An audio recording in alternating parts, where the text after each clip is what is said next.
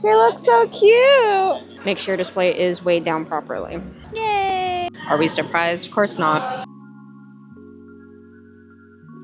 Hello, it is day 0 of Kumoricon, and we just finished doing this whole thing, though there is a few things that I do need to work on, like the mirror and some signage, but for the most part we are currently done. It is currently 11:52 and I am a little bit hungry because we did not have breakfast, but we're almost done, so we're chugging along. I have heard good things about Kumoricon, which is why I'm also very excited. Plus, I just love very cold weather. It has been very cold this past weekend. I know in Los Angeles right now, I believe we're experiencing a heat wave, I think in the low 90s, which is it's pretty warm for late October to early November. But overall, gotta finish a couple more things, but very excited for this weekend. Very excited to show y'all how Kumoricon is for us. Also, if you didn't know, apparently table neighbors were joined by Ivy, which is so exciting. Who would have thought? The luck is crazy. So I'll see you in a little bit. No, there's no height limit. No, because I checked too and they were like, oh, just 30 inches from the ceiling or something. I'm like, huh? What? It's like, what do you mean 30 inches from the ceiling? Or I'm assuming the sign, the Artist Alley sign, but still crazy. We came up in a little bit of a predicament, so I totally forgot that we have this free tote bag that I need to advertise, which I was like, why do I have space at the top? It's because I didn't put the tote bag, and I'm like, do I want the sweater up there so then people can see how the sweater looks? Or do I want the tote bag up there? But then the sweater is going to be folded in half like this one. And we thought, well, we can just put it here. So how would it look if a customer came in front? It's like either like, oh, we're closed, you can't talk to us, or we're open. Peekaboo. You should just put 2 at this point so that you can like open it up like a curtain. It's like, hello. Do you have a bell? oh my gosh. Yes. I think it's fine. It's like her display looks so good, and now when you look at our display, it's all big and pink and blue. Yeah, because for AX, it's like you need 2x1. So in this case, technically that would count if it's like that. But then it looks like you're in a drive-thru, so.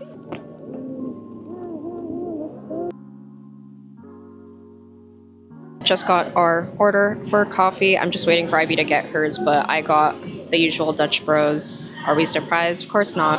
But it's the Picture Perfect in blended because I really like sweet coffee.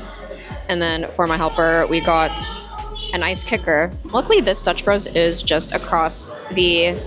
She got her coffee. She's cold. Yeah, luckily this is only like a 5 minute, not even 10. It's like a 5-minute walk to Con, so be great. Good morning. It is day 1 of Kumoricon. Since it is day 1 of Kumoricon, I don't even know what time it is, but it's okay. I thought I would unbox the Kumoricon welcome packet, which is really cool because not a lot of conventions tend to have some type of welcome packet so that everyone knows what to know about said convention. But I do think the fonts are funny. Clearly they've done it on purpose, but I think it's funny. They do have some goodies in there. There's some Skittles. Let's see, I know for this packet it's quite nice because I also have some local resources. So if you don't want to look up some places to eat, or at least you know where to go for emergency supplies, snacks, and real-ish food, which I do like. The fact that they have a control booth with emergency amenities is so helpful because, yeah, if you forgot some scissors or need band-aids, they have everything. I will say, even just, granted the con just started, but it does feel like this is going to be one of the more organized conventions that I've seen before. Look at her hat! She looks so cute! Oh, it moves! As mentioned before, this is a ribbon convention, so I don't think I've shown the badge, but it is horizontal. So I believe it is meant to fit some ribbons on here. However, I don't know if my ribbons will fit. Putting on the first ribbon, it fit perfectly. Yay! The typical quote-unquote badge ribbons do fit on a Kumoricon badge, so that's great.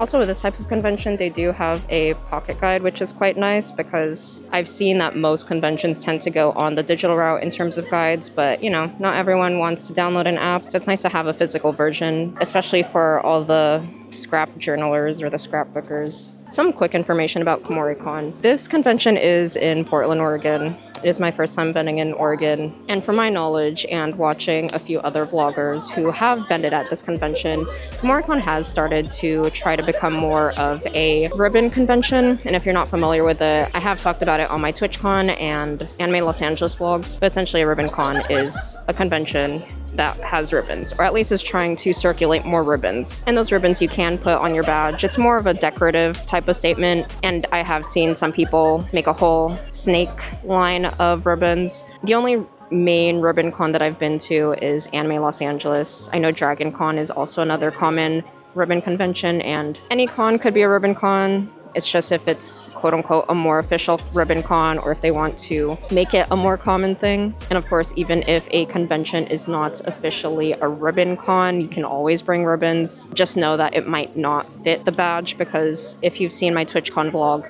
I did bring ribbons to that con, and it doesn't necessarily fit it properly because the badge is a bit more narrow, and so it is kind of like sticking out of the edge, so you would have to put another ribbon there. But that's just something to note. I'll also say I'm very excited about being at this convention, mostly because I couldn't go last year. I did get in, and unfortunately I had to decline because I think it was on the same weekend as AX Chibi, and of course for both conventions the artist does have to be present, so naturally I went with AX Chibi because I'm local. Because they're on different weekends, I'm able to be here. So very exciting, but very excited to be here. Everyone's been super kind, very nice so far. I've noticed that with a lot of the conventions that I've been, everyone's been incredibly kind. So looking forward to the rest of the weekend. Also, I am part of a stamp rally. Are we surprised? Definitely not. So we're in this Halloween One Piece themed stamp rally. Very cute. Ivy did a great job designing the stamp card, and it's with these 4 amazing artists, and this is the prize. So if you spend $10 with each artist participating, you get this really cute sticker sheet. I drew Chopper based off of the official One Piece Halloween. I think it was one of the spreads. I don't quite remember, but it's very cute. I also noticed a trend with a lot of stamp rallies now, because obviously stamp rallies have been around for forever. However, in the case of Artist Alley, it has been a bit more popular the past couple years, and I believe in the first year or so, I would say around 2023 to 2024, a lot of stamp rallies had many artists, to the point where sometimes it's 6+ artists. And now that people are starting to become a bit more jaded with stamp rallies, I'd say, I've noticed a trend in rallies having less artists. And I've noticed that it tends to be a bit more popular or a bit more successful when there are less artists, because imagine if we were in a rally with 6 people. They would have to spend at least $60, because $10 minimum purchase per artist. Instead of 40, you spend 60, and then you get a sticker sheet. And I feel like in the case of a lot of artists, you should up your prize rally so that it's more worth it for the customer who is purchasing from every single artist. So far, I like having small rallies. I think if anything, unless the prize is guaranteed from every single artist after purchase, so in that case, like let's say a ribbon rally, someone spends $5, $10, they get a ribbon immediately rather than waiting until completing everything to get the prize, then maybe it's fine to have more than 6+ artists, because at that point, like, they're already guaranteeing a prize. But, you know, just something to consider with organizing stamp rallies, because I don't think there needs to be more than 6+, but that's just my opinion. Hello, checking in. It is 1 p.m. Honestly, for the past couple hours, it's been pretty decent in terms of sales. I wouldn't say it's very busy, though for a Friday, it's actually pretty solid. Lately, everyone's been super nice. So many kind people. Thank you for stopping by if you're from social media or from the vlogs or the podcast or the streams. Really appreciate it. It's been really nice seeing some new faces here in Portland, especially since I have never vended here before. So of course, lots of new people. So thank you for stopping by. Thank you for the gifts. Thank you for the snacks. Also, I realized I call it a hack, but honestly, I feel like other people have been doing this, but I just figured out to do this only because I usually don't have painter's tape with me. So let me show you. Let's see. Which one do I have that has this? So in the past, if you've seen my other vlogs, you know that I typically bring clear Scotch tape. However, I realize I would much rather use painter's tape because at least it's removable and temporary. And because it is temporary, and I can write on it compared to clear tape. I realized because I have so many suitcases and so many things that usually my products are pretty scattered with all of my things. And of course, if someone wants to get an Ita bag, let's say, I don't always have them in different suitcases. I figured like, well, why don't I divvy everything up now so that everything's organized and all the Ita bags are in one suitcase, all the corduroy bags are in one suitcase, and etc. Instead of having to open every single suitcase, I should actually label them so then I'm not trying to open every single one of them and make a whole mess behind the table. If you didn't know what painter's tape is, it's this, because usually people use it when they're painting things. And I like this type of thickness. I know there's different widths for tape, but in this case, I think this is about 2 inches wide. And I like to use a Sharpie to label it. So here's an example. I like to label things. So in this case, I know that in this suitcase, we have tote bags, heart wallets, and quarter bags. So that if I'm looking for Eda bags, I don't need to look in this one because they're not in here. And I'm like, why didn't I do this before? But alas. And I do want to try to do this with every single convention so that I know where things are and I'm not making a mess in the back. Another thing I do appreciate about Kumoricon staff is that, again, with this type of convention that is trying to become a ribbon convention, you do need to teach attendees how to use ribbons, because you can't just make a con into a ribbon con, but then not show them how it's done. So what I noticed, and one way that you can teach con goers how to use ribbons is during registration, when you pick up your badge, you do pick up a ribbon. I didn't put it on here because I wanted to put mine first before I add the other ribbons later on. Where is it?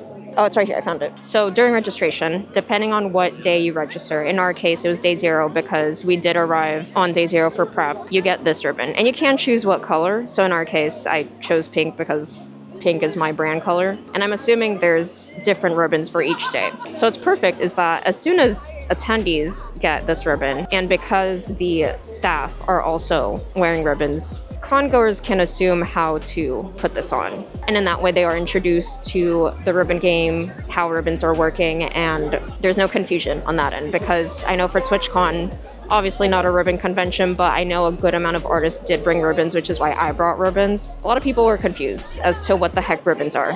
And so because I was wearing my badge with ribbons, and I did have to tell people like, oh, do you want a ribbon? It comes with your purchase. You can put them on your badge.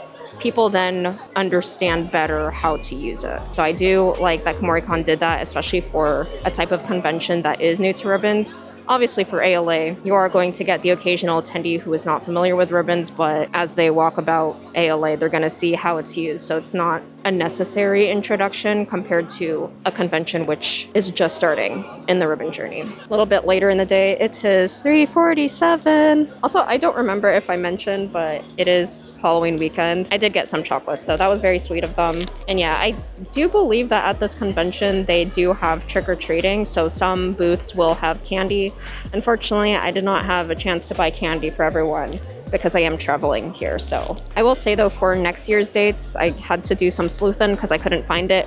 But Kumoricon did post that their dates for next year are November 13th, 14th, and 15th. So it's going to be mid-November. So unfortunately, no Halloween convention weekend again, but very fun to be able to experience it right now. As for how today's going, I will say it is slightly on the slower end, but honestly, like, I'm pretty happy with my numbers. I actually have to calculate how much we spent in terms of hotel and table, but I do believe that we've basically broken even at this point, so at least for the next few days, it will be profit to some extent. Pretty satisfied with my numbers, can't complain. From my knowledge with Kumoricon, there's about 10,000 or so attendees from what I've heard. I would say that what's going for this convention is the ratio of artists to attendees. Wrote it down somewhere, but I believe the number of artists is about 100 something, less than 200 for sure, but I would say 100 to 150.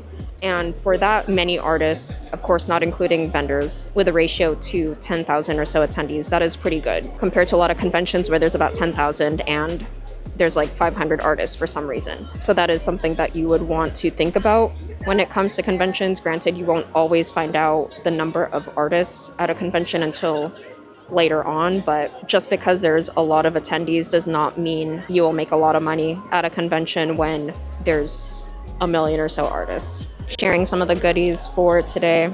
The candy that I showed earlier, cat sticker, Stinky Fan Club. And then from Emmy, little Halloween goodies. It's her sticker. It was very cute. Thank you, thank you. Oh, and we got some ribbons too. We got these ribbons. Per usual, I like to save my ribbons until the end of cons so they don't get all frayed up. So very excited. Thank you so much for stopping by. Anything else for you? The 56. 56. And did you want one more for the 3 for $12 deal since you have 5 right now? All right, and then just to double check, you wanted these 6 stickers? Yeah. Perfect. Will that be cash or card? Card. All right, 3 for $12 deal 2 times. Go ahead and tap. And then with your purchase, you do get this free ribbon and then one more ribbon of your choice. Which one would you like? Perfect. And you're all set. Thank you so much. Have a good one. All right, so for the blue sweater with no tax, here you go. You can tap whenever you're ready. I'm used to saying tax. I'm from California, so I'm like, there's tax on everything. We are 10 minutes away from con ending. I'm very hungry, though I will say I was snacking quite a bit today. Snacking as in just lots of candy from what people have been giving us. I will say for today, in comparison to other conventions that I've done, I would say it's pretty solid. A little bit on the slower end. However, I have heard that this con is more of a mid-tier type of performance convention. I will say the winning attribute of this convention is the attendees and staff, because this is probably, as I've mentioned before, one of the most organized conventions that I've been at. Granted, there is some miscommunication here and there, but for the most part, WhatCon has a whole packet of information. It's just wild. Not many, honestly. Attendees are great, very kind. Even for the convention center itself that are not affiliated with Kumoricon, very kind. Security has been very helpful in guiding us where to go, especially when we look lost. We did sell out on a few things. We sold out on the Ida backpack in black, but that's because I only brought like 3 of them. Could I have shipped more? Perhaps, but you know, this is my first time at this convention.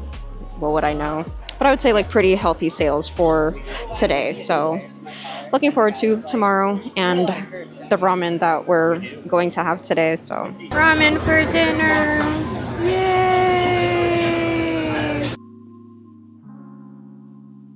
Good morning. It is 8:47 and it is day 2 of Kumoricon. And this is the fit. I'm usually not wearing this inside con because I'm starting to warm up.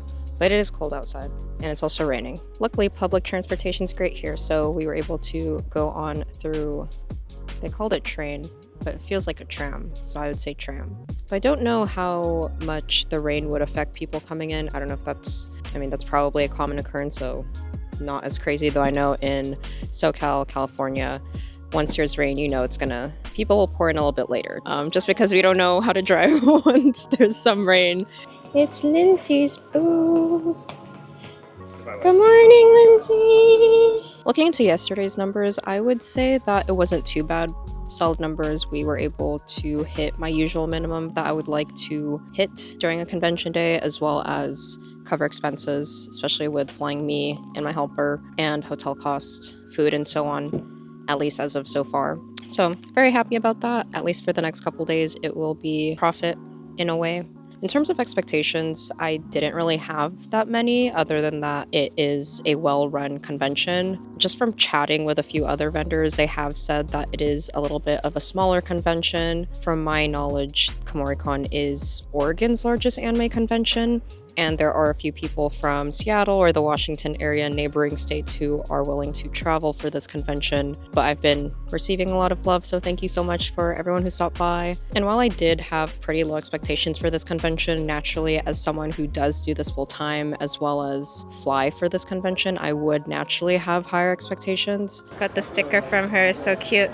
It's just a little bit later in the day. It is 11:54. I would say that today feels a little bit more busy than yesterday, though not by a large amount. Ivy and I did get a chance to walk around the area since they do a lot of announcements at this con. I will say, I have noticed in other artist vlogs when they vent here that they do announce a lot of things, and it's true, they do announce a lot of things on the intercom. I will say there is a good and a bad thing to that. Good in that I do appreciate how thorough they are with announcing when con is about to close, when it's about to open, and really making sure that when con is closed, attendees are gone, and ensuring that security does so, because I've been to a lot of conventions where they don't announce that con is technically over and there's a bunch of attendees walking around, and that is a liability risk, because if security is not manning the aisles and checking that the people in the convention center are allowed to be there, that could happen. I do appreciate that, but I will say it can potentially be a hindrance sometimes, because every hour or so there's an announcement, and it tends to be a relatively long announcement. Usually it's things like someone lost something, and a lot of people lose quite a lot of things, but apparently it's less than the past years, so just something to notice because it can be loud that it can interrupt a lot of people's conversations, but I do understand why they're doing that, and I do appreciate it. Yeah! Oh my gosh. Oh, you have bracelets too. Thank you! Oh my goodness. But as I said earlier, Ivy and I have been walking around the hall, I would say like the first 30 minutes of convention since it's usually not that busy. I will say in terms of knowing the map layout, I was familiar with it because I did have to work on my Kumoricon catalog, which is something I do recommend if you do vend at conventions, so then people know that you will be at that con and where to find you, because the number of times where I'm trying to find an artist and I don't know where they are in that convention until the last second. Even though I did know the map layout and that Artist Alley is on the outskirts of the back of the hall because it's an L shape, I'm not the biggest fan of the layout, I will say, because it is a little confusing, and I can imagine for a lot of attendees who are not familiar with the layout, it's very easy to confuse where you are, because after chatting with a few other people in the creators column, which is usually the 10 by 10 booth, I will say you do have more space, especially as an independent artist. So just a little bit of context for that area. Those artists do not have fan art. You're not allowed to have fan art in that area. And in that case, you do get a large 10 by 10 space. However, there's not as much traffic compared to the regular Artist Alley. I'm in the regular Artist Alley. And for regular Artist Alley, you are given a 6-foot table and quite a good amount of space in the back. It's similar to the SAC anime layout where you have all the space in the back because you are able to go between the tables on the side, so there's space between every single table and you're able to exit that way. I do appreciate the amount of space that is given because it is very generous, especially for a lot of artist alleys where we are basically confined to a 6-foot table and maybe 2 to 3 feet of space behind you. Going back to table layout, I say that it's a little confusing because for the average con goer, you don't really know where Artist Alley is and where Exhibitor ends. And the way it is, Artist Alley is on the back side of the hall, followed by Exhibitors, and then the Creators Corner area, which is a little bit mixed in with Exhibitors. And it's very difficult to tell the difference, especially if you're not used to the con scene, because a lot of people do confuse the 10 by 10 booths with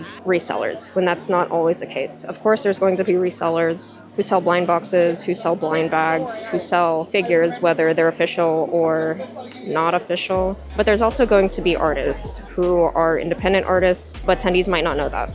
So I think that's also why there's a lot less traffic in that area, even though they are towards the front. And from what I've heard with artists who have done Kumoricon in the past, Artist Alley is usually the most busy. And I've noticed that as well, just walking around. You see the aisles are pretty filled, pretty dense. Personally, as of now, granted we don't know how today will go, I would say that I would try again for Artist Alley if I'm given the opportunity. I'm not quite sure if I can fill a creator's corner because I am flying. I would say that it's a bit different if I were driving, but alas, I don't really want to ship a lot of product. I do feel like shipping 1 box was enough for me, but we'll see. It's still early in the day, so we're not quite sure, but I do feel like 1 to 2 boxes was adequate for myself. So it's currently 1:22, a little bit later in the day, though we have about 4-ish hours until con ends. I will say, and I've brought this at a few other events a few months ago, but inputting the sales on the computer has been so life-changing because if you know in the past or if you're an OG watcher,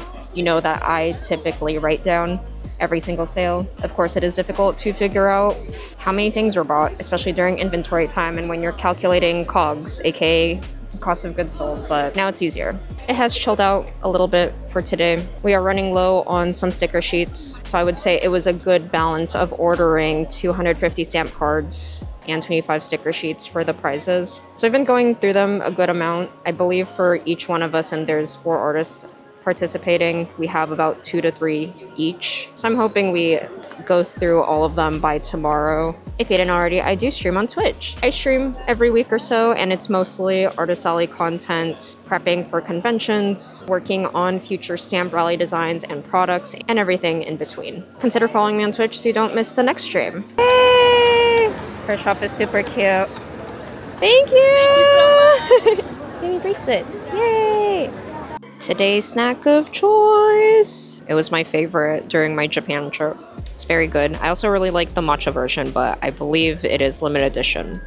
Long time no see. It is currently 5:02. And now that there's an hour until con ends, I would say that comparing today and yesterday, surprisingly, they're actually about the same. I would say almost exactly the same, if not Friday was a little bit better for me, which is such an anomaly because that usually is never the case. I believe the only time that another day has done much better than Saturday for me was probably ALA 2023 or so, where Thursday was my best day. My assumption is that a lot of people already bought for me in the beginning and knew what they wanted and then went about their merry way in the artist alley or for Kumoricon. And the other option is just I sold out of a lot of things. In this case, I sold out of a good amount of Ita bags, mostly because I couldn't really stock a lot, but still sold out. And since I don't have those anymore, perhaps the sold out sign on these Ita bags are deterring people from looking at everything else, assuming that everything else is sold out,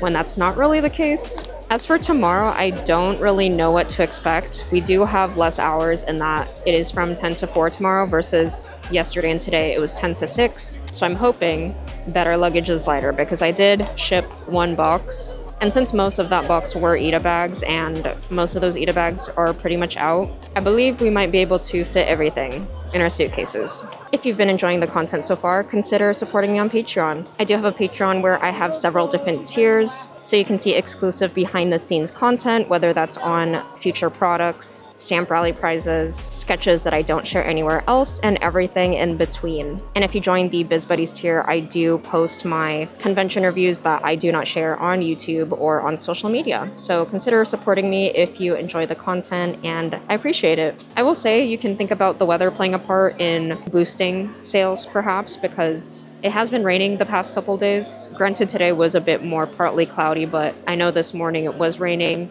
It was raining yesterday. And of course, if it's raining, you can assume that attendees are more inclined to want to stay indoors. And instead of venturing outside, they might not have as many things to do except walk around Artist Alley or walk around Exhibitor Hall. If you think about the reason why you're more inclined to make sales in an Artist Alley setting rather than online, is because attendees are primed to buy in the Artist Alley. Versus online, they do have the perception of buying whenever they can, whenever it's more convenient for them. In the case of Artist Alley, you can expect a good amount of attendees to not necessarily follow you on social media or consume your content, but if they recognize you, if they like your things, most likely they will buy. It's also really nice being able to see other artist friends from SoCal and NorCal cons, kind of like a little bit of home. I will say there are some times during con where I'm like, am I in a different state? It doesn't feel like it, honestly. Sometimes I'm like, oh, I'm in Oregon. I'm sure a lot of people feel that way when they're at a California convention. I will say, even in terms of performance, this convention is definitely one of those your miles may vary type of cons, because I'm doing decently okay. Basically hit the minimum of what I'd like to make in a day, but can't really complain about all of it. Depending on the artist that you speak with, some of them have been saying that they're doing better this year compared to last year, whereas others are saying that they're not doing as well this year compared to last year. Other artists who have been doing this for years are saying that this might be one of their slowest Kumoricons. And I don't necessarily think it's because of the convention. There's just so many things happening in the world right now, especially in the US, that you can't necessarily expect people to want to buy things, especially at such a dark time. Like right now, SNAP benefits are at risk. It's more important that people eat, of course. So if people are not getting their needs met, why would they have the discretionary income to buy in the Artist Alley? Even with talking with some other Artist Alley vendors, a lot of them are realizing that a good amount of attendees are starting to be a bit more selective on which events they attend, because for a good amount of them, they travel to these cons. They're not cheap. They spend hundreds, if not thousands of dollars just to attend a convention, right? And that adds up. You know, if you're flying for every other convention, every convention once a month, that's thousands of dollars that you're spending for this type of hobby. And when your job is at risk, your needs are not being met, of course you're going to allot that fund into something else. So I don't blame people for not being able to spend to attend these conventions, to even buy from artists at conventions. Like already, even being able to hit minimums is already such a big deal. It's just something to think about when looking at the bigger picture of the convention economy, because every little thing that happens is being affected. Her big bag. This looks so... This is all for Ivy.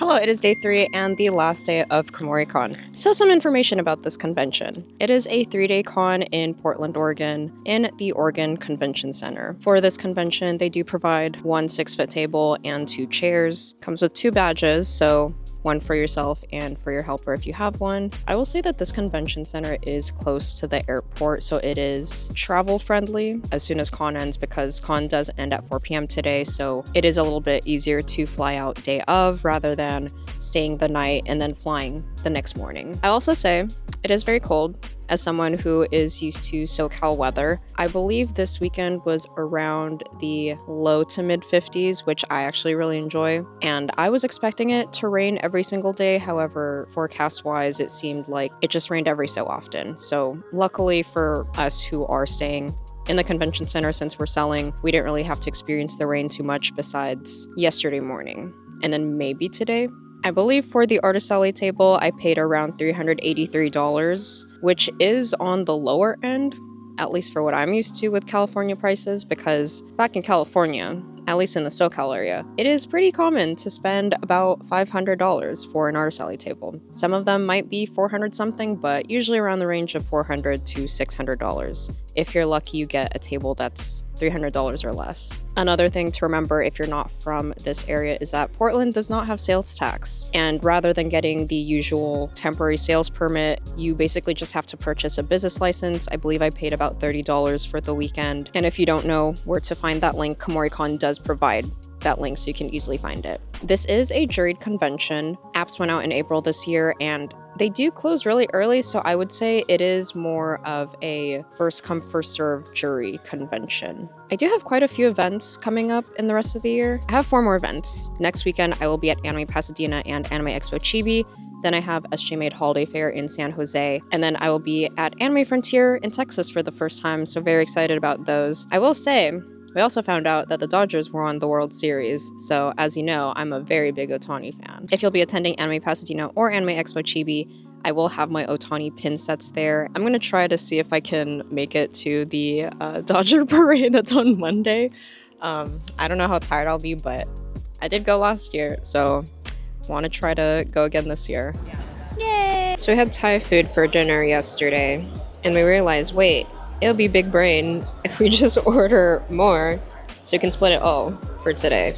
So that's what we did. We just asked for some extra bowls and utensils so we could split some pad see ew, and it looks fantastic. Very excited to have this for lunch. It's a little bit later in the day. It is about 1 p.m. It has been a little bit slower today, which I kind of assume given that it is the last day. And for a lot of people, if they have work tomorrow, they probably won't spend today at an event because they want to relax. Or some of them probably slept in, maybe went to church and are coming in right now. Because even this morning, there weren't too many people. I've noticed at a lot of conventions, a lot of people like to sleep in on Sunday and don't come in till later in the afternoon. However, in the case of today, since con does end at 4, maybe some people are not spending their time in the artist alley anymore. However, I did notice a few people notice that some of the Ida bags have sold out. And in a way, for a lot of artists, especially if you're an attendee, the reason why there are a little bit of spikes during the first couple days of convention is because a lot of attendees who know the con scene know that some artists tend to sell out within the first couple days, and so usually do their purchases the first few days, and then afterwards there might be some last minute purchases based on whether people really like the item, which understandably everyone has different types of shopping patterns. I know I did my purchases. You will see them on Mualcaina. If you follow me on Instagram, please do so. Lots of fun there. I'm very active on all my social media platforms, but especially Instagram. Another thing to know about this convention when it comes to displays. So as you know, if you're an OG watcher or you casually watch my vlogs, you do know that my display is about 5.5 feet tall. 5 feet tall, not 5.5. How do I know that? Because my grids are 12 by 12 inches. And because I have 5 grids stacked on top of each other, it's 5 feet tall. And usually for most conventions, there might be a height limit. Most of the time, it's about 7.5 feet from the ground. And usually tables are around 2.5 feet tall. So that means 5 feet from the table upwards. One example is Anime Expo that does strictly enforce that. However, some cons are a little bit more lenient. Some of them have higher height requirements, whereas others have shorter height requirements. I can't remember if it's San Diego Comic-Con or what convention it is, but some of them have a 4-foot tall height restriction, which is pretty short in a way. So that would be like 4 grid cubes. However, for this convention, for Kumoricon, there isn't necessarily a height limit per se. While there is, from what I remember when asking that question on Eventini, I think it was 30 inches from the ceiling, which I don't think that's true. I think it's 30 inches from like the tapestry being hung on the ceiling. So in this case, you can pretty much go as tall as you'd like for your display. So I've seen people with massive displays, probably 6-7 feet, if not more, in height above the table. So one thing to consider, but of course, if you're going to go with a very tall display, you don't want your display to not be secure. In my case, sometimes I use a clamp, and you would clamp it onto the table with your grids display, and there's like a grid here. But because I don't have clamps, I just weigh down my display with heavy items. And in that case, it's these pin bins, other pin bins on the other side, because my display is heavy. Since I do have Ita bags on it, it could easily fall forward. You don't want that to happen, of course, so make sure your display is weighed down properly. Coming from someone who flew in from SoCal, brought a helper with me, had to hotel, would I come back to Kumoricon? I would say yes. However, there's certain situations in which I might say no, which has nothing to do with Kumoricon itself and more so with my event schedule. Because Kumoricon tends to happen in November, there's a lot of other events that happen in the SoCal area. One of them being Anime Pasadena, Anime Expo Chibi. Maybe there might be more in the future. And in those cases, I might prioritize those events since those are local to me. My costs are very low. However, if I happen to have the opportunity to vend at this convention again, I would love to come back. Portland has been fantastic. The attendees are fantastic. Con staff is fantastic. Even the convention center staff is fantastic. Like, everyone's very kind, everyone's very friendly. Early in the morning, I'm assuming it's Kumoricon staff, but it could easily be convention staff or convention center staff. They're very, very friendly. Like, you're greeted with a good morning. Everyone's just so kind and friendly that it is very warm to be here. And even if for me personally revenue is not in the amazing number category, everyone is just so warm and friendly that how could I not come back?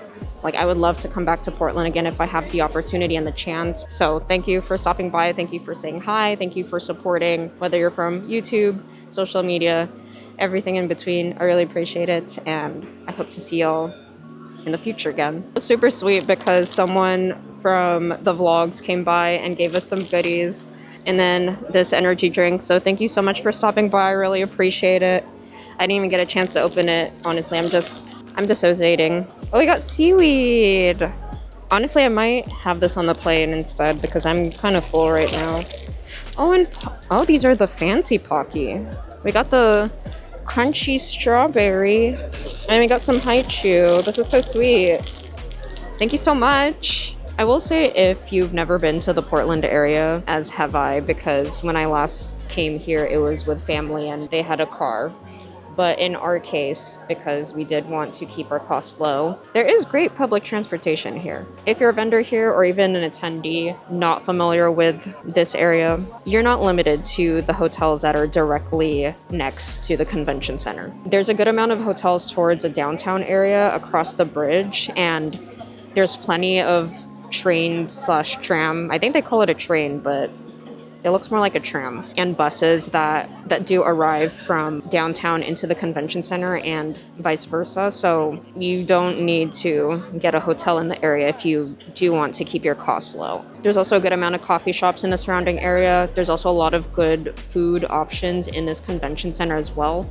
I believe there's musubi, there's boba, there's snow cones, there's some type of Asian food out in the hall, but I don't remember what kind, which is really convenient. But you can also bring outside food and drink inside. I know we've been bringing Dutch Bros inside, as well as packing some food so that we have some type of lunch. In terms of temperature for the convention, because I know that's important for me, It's chilly inside. Obviously not as cold as outside, but at least for us, we are directly underneath an air vent, or I assume that's an air vent because I feel a breeze here. And I'm a bit chilly, and I'm already wearing long sleeve. So just something to know if you run a bit cold, perhaps bring an extra sweater just in case you want to remove some layers because it is cold outside, but it's also cold in here. However, I don't think it's so cold that I would wear my snow jacket in here, or at least my thermal jacket in here. I can't really comment on the parking situation because we did not park here, but I haven't heard any complaints about it so far. I don't know why I forgot about this, but I will say in terms of certain fan art, you are not allowed to bring them at this convention and they will strictly prohibit it. I don't know how strict they are this year at least with policing which fan art you are allowed to have and not allowed to have. They do let you know ahead of time via email, but also in person with the pamphlet that they give you at the beginning of the weekend. Let's look through it, shall we? What am I not allowed to sell? The ones that you are not allowed to sell are any MXTX properties. I don't remember what they are. Ivy did explain to me, but the other one is Baldur's Gate or any Wizards of the Coast properties, or any items containing character names, franchise names, official franchise logos, or any other kind of official brand logo. And I do have some reasons as to why it is not allowed. You can read it there. But in this case, I always advocate for not putting official logos or official names in your art regardless, but in this case, they do strictly prohibit it. One way of bypassing that they allow, I believe, is if you just tape over it, cover it with a post-it note. I've seen a few other artists use painter's tape to cover their display pieces so that you can't see official names or official logos. The other option, if it's a very integral part of your piece and it's very obvious, is just not to bring it. I believe you can reach out to Kumoricon staff in advance, or if you want to double check if you're allowed to bring it, because the worst thing you could do is ship all of that product with you or bring it in large quantities but not be able to sell it. So that would be awful. But just something to note for this convention. They are very explicit about it, but just something to consider. Now you might be thinking, should you do Kumoricon if you get the opportunity? I would say maybe. If you're local to this event, if you can drive to this event, perhaps you may want to consider it. I would say 10 out of 10, great vibes, great attendees, great staff, great experience. However, revenue-wise, I have heard that it is okay. I will say for myself, even with covering expenses and profiting, it is still okay. I had a great time in Portland. I had a great time meeting a lot of great people. I had a great time with Kumoricon in general, as I've been talking about this entire video. But I don't think you should expect big numbers for this convention.